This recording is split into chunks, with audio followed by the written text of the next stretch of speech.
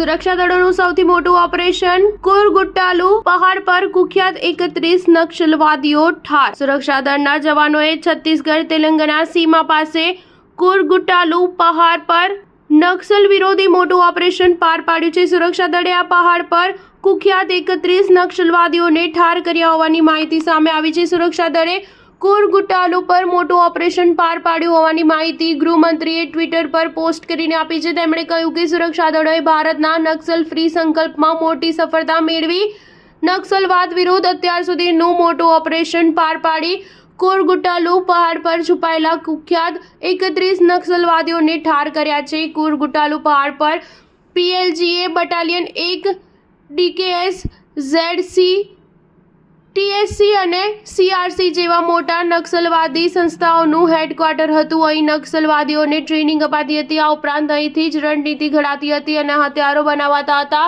ત્યારે CRPF STF અને DRGના જવાનોએ આ પહાડ ઉપર જઈને માત્ર 21 દિવસમાં જ ઓપરેશન પાર પાડ્યું છે। તેમણે કહ્યું કે 2014માં નક્સલવાદી પ્રભાવિત જિલ્લાની સંખ્યા 35 હતી, જે 2025માં ઘટીને માત્ર 6 થઈ ગઈ છે। આ સમયગાળા દરમિયાન નક્સલ પ્રભાવિત જિલ્લાની સંખ્યા 126 હતી, જે ઘટીને 18 થઈ ગઈ છે। સ્ટાર ન્યૂઝ 7 હંમેશા સચ્ચાઈની સાથે।